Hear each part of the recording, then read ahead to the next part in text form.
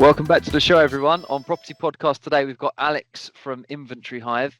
Now, as you all know, I always let the guests do their own introduction because I'm never going to be able to do it as well as they are. So, Alex, introduction-wise, tell us what you've been up to and your background. So I've worked for Inventory Hive now for the past 6 years, previously working for a private developer, converting blocks of apartments and building their private portfolio. So that's a little bit of background of how I ended up in property, I suppose. Mm-hmm. Ventured into Inventory Hive initially to work with the letting agent side of things, providing software to the area. And more recently, past four years, I suppose, been more focused on build to rent apartments. Yep. Obviously, it's a growing industry, rapid pace, a lot of Mm-hmm. investment coming in, and it's an area that really interests me. So that's my main area of focus. Obviously, Mm-hmm. providing software and inventories to build to rent operators. Wicked. And just on for anybody that doesn't know, what is build to rent? Just give us an overview. I mean, in simple terms, it's a block of apartments or housing development that is built solely for the purpose of rental. So it's Mm-hmm. not your simple terms PRS stock, which might just be one unit on a road. It's an area, a community essentially that's built purposely for renters. Mm-hmm. Wicked. And Alex, have you got anything that you can share in terms of market insights within build to rent and that kind of stuff? Yeah, so obviously, as I mentioned at the start there, build to rent is a massively growing industry. I think over the past 5 years, more than £20 billion has been invested in that area. Mm-hmm. So obviously that's got a big goal behind it. Obviously, it's going to aid the housing supply issue to an extent as well. I think currently the build to rent investment is around 10% of the rental stock available, and over the next sort of 10 to 15 years, when it comes to full maturity, they're predicting around 2 million units, which is obviously a big task to undertake because currently Yes. we're at around 135,000 completed units. But Mm-hmm. then there's another 150,000, sorry, in the planning pipeline and already under construction. So it's certainly a massively growing area and one that's certainly worth keeping an eye on. And do you think that that will have sort of a massive impact in that shift in the build to rent growth Yeah, even more? definitely. Yeah, definitely. And I think to some extent where it differs from the PRS market is it's a lot more resident focused. So obviously there's as I mentioned, it's a community aspect rather than Mm. just a place to live, which, as we've seen sort of post COVID especially, people don't, not all people obviously, but the isolation that could come in from like that pandemic has really opened up this area Mm-hmm. and this model, because I think it provides something extra to your living experience. Mm-hmm. And it's more of a personal question, I suppose, is why do you love being involved in build to rent? I mean, one, it's always nice to work with attractive units, isn't it? Mm-hmm. Like everybody knows a nice show home is always nicer to experience than Yes. potentially a 60s rundown mid terrace. Yep. That's obviously a personal preference. But I do think the model in general and the community aspect, it's very resident focused, and it's nice to see something transforming the way people experience their life to an extent Mm-hmm. as well. And just to be involved in that is really rewarding for me. And obviously, with the way that it's all going and the growth, to be able to provide some operational benefits is always a rewarding factor for me as well. And inventories and software is sort of my vehicle to promoting operational excellence in a way. Okay.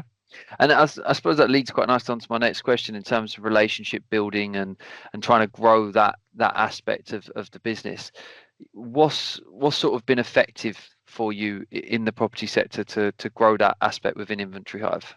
I think on that note, I mean, it's the same whether you're in lettings, whether you're in sales, whether you're in software, supplier.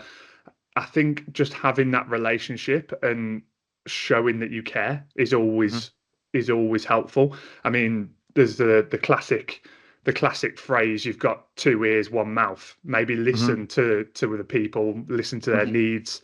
Everybody is different. It's the same when you're renting to somebody, when you're buying something in a shop.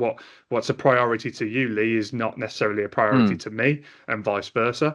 And it's understanding that everybody is different. They'll have different needs. Yes, the model between operators is very similar, but how one operator does things and how another is very different. So it's understanding that every business, every person is unique and sort of adapting to that. And I think that's always important, especially when trying to focus on building a relationship. I mean, you can tell just by this conversation, I'm a chatty guy, so that always helps. I mean, some people that might not work for them. Some people like to just, right, I want to be an introvert Yeah. and nobody talk to me. I want to just get my work done and go home. I'll sit here and talk about property until the cows come home. I'll bore a glass eye to sleep. So I like it. I like it. And do you think there's any common mistakes? I know we just spoke about stuff, not one size fits all, tailoring it, making that experience individual as opposed to just here's one off the shelf. Have you got any sort of common mistakes that you see? As within build to rent or just across? yes, or Yeah, with both. Just go with both or either, whatever's easiest for you. I mean, in build to rent, and this is one I'll say gripe that I have, but it's unavoidable to an Hmm. extent. The delays in the construction. Hmm. So, for example, I've got one operator that's bringing a new apartment block live in the next Hmm. couple of months that was predicted to be finished last March. So Hmm. we're 12 months out of that, and obviously that has a knock on effect, especially for investors, in terms of costs, in terms of Hmm. planning. Like the companies themselves, for example, will recruit and have those people on their books and preparing that building to go live. You marketing for residents, and then construction can obviously have an impact. But again, that's out of operators' hands to a large extent. But it's the same with everything, isn't it? These delays and these things come to test us. It's how you adapt. It's how you roll with the punches. Is. Do you think that mindset and health has anything to do with performance, or do you think that they're not linked? I used to be a personal trainer, Okay. from a former life. Then went into gym management and sales, which is where my sort of sales background comes from. And I think almost to an extent, a personal trainer, you're almost selling yourself. Like Mhm. you are the business in that sense as well. But certainly, I'm big advocate in terms of working out before the day starts. Yeah, Okay. especially again, I'm going to mention COVID here, but post COVID, a lot of more people work from home. I'm at home today, for example. Mhm. Um, you see a lot of people roll out of bed, maybe have a shower, maybe not, and then they're at their desk. I don't feel that that has given them mental time to necessarily be geared up for the day. Mhm. So I personally, and it is personal preference, I'm a morning person. So I will go to the gym before work. I'll have a sauna again before work. Then when I'm at my desk, I've been awake 2, 3 hours. Like my brain's firing. Now that is personal preference. It's individual. As I say, not everybody's a morning person, but I just think when you start achieving in one area of your life, so you start seeing progress in the gym, or you start losing weight or gaining weight, whatever your goal might be, it's a catalyst for the next, and it just sort of snowballs. It's building momentum, and Mhm. that really does start to transpire in all areas of your life. I mean, I'm a big advocate for that, as you can tell, but I Mhm. do think that really does carry some weight. If you start achieving in one area, chances are you'll enjoy that process. You'll enjoy the dopamine hit that you receive as a result of that, Mhm. and that will carry on. And once you see success in one area, you want to see success in all areas of your life, or at least that's the case for me. No, I do agree with you on the fitness aspect. I've always been a massive, uh, whether it's football, whether it's running, whether it's gym, whichever it is, I've always wanted to be active because I feel that I personally feel better. as me when I've done exercise that makes me feel good, makes me feel like I've achieved something, makes me feel like I'm working on me, not just on everything else to do with life. So for me, I definitely think that there is a massive link between success and getting your body and mind in shape, if that makes sense.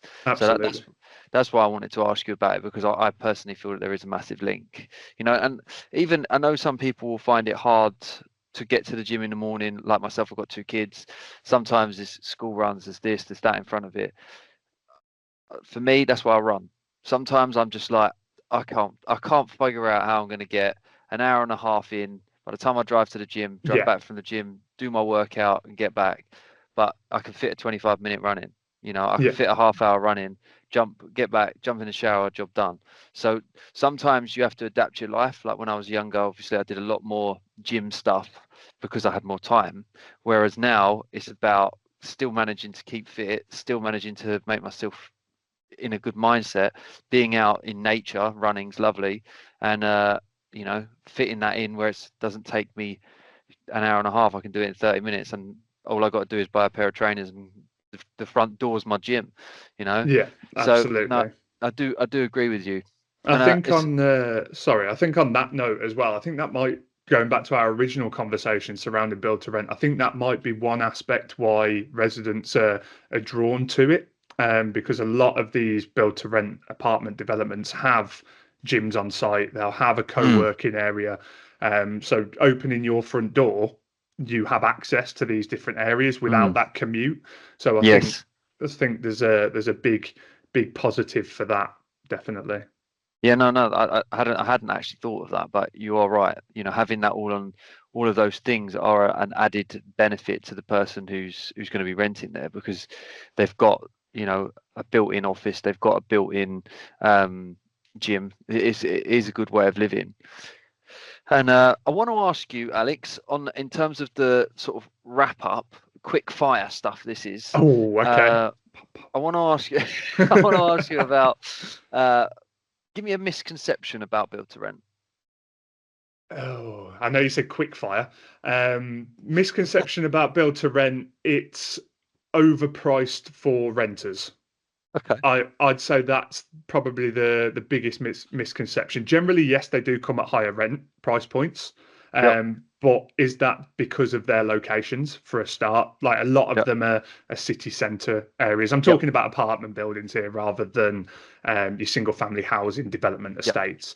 Um, so I think you've got to factor in that city centre location for a start. Obviously, there's the amenities that I've just alluded to there. You're no Mm-hmm. longer going to need your gym membership at say £50 if you, depending on where you are in the country. Hmm. That's now included in your rent. Your internet generally is included in your rent as Yep. well. And as I say, it gives you that community aspect and everything's on your doorstep. So you're almost paying a little premium, but for pure convenience. Mm-hmm. So I think that might be where, oh, it's too highly priced. Which yes, obviously it's individual. Not everybody has the same disposable income to spend on their rent each month. But I do think that is one large misconception from those that don't understand the model fully. Hmm. Okay. And what do you think others could learn from the build to rent sector? That If other I'm sectors could learn from it, Yeah. if that makes sense. Yeah, if I'm bringing this back to PRS versus build to rent, if you Hmm. like, I think one thing that build to rent do very well, and I've mentioned this community aspect a few times now, but they're available for their residents, Hmm. whereas PRS generally, from a property manager's perspective, you might go and do a midterm visit or an interim inspection 3 6 months. Hmm. Um, then potentially annually after that. They probably have very little contact with the tenant in between. Whereas obviously there's multiple touch points when they're in that apartment building because there's a potential concierge team or a resident service advisor. They've got resident apps where they can log things on. Obviously in a PRS unit, you don't want issues needed to be brought to you, and you want them to be able to enjoy peaceful life and what have you. But it's the same in sales. How many follow-ups ever happen to the people after they've bought their house from you? Mm, You almost wait 10 years and hope they get back in touch to when they want to sell their property. There's very little aftercare. mm. Once the job's done, it's done.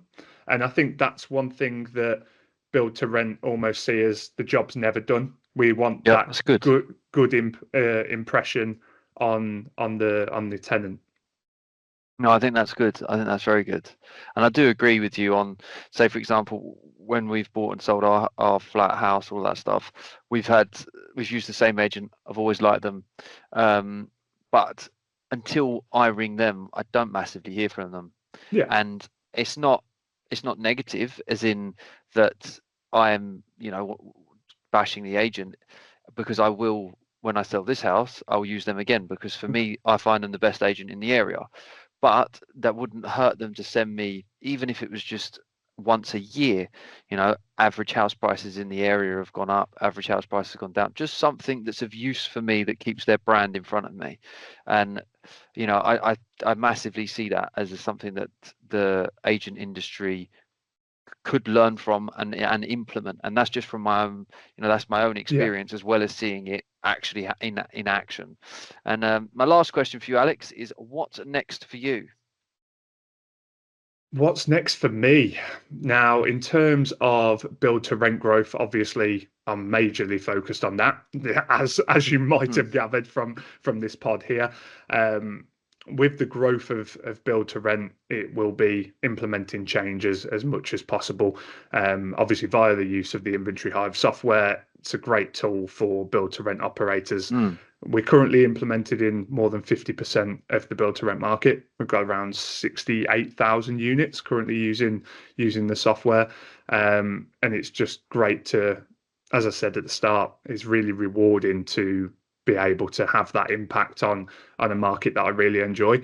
Hmm. So it would be maintaining that process for me and building as many features within the platform that are going to make the operators' lives more efficient. And this goes across PRS market and your letting agents as well. Inventory Hive wants to be the standout software. Hmm. And it's the way that we go about that, and we always try and do the right thing. We want the best for our customers. We're not just there to sell a product, if you like. We actually want the best, and I think that's where you might actually find some differences to other salespeople, if you can call us that.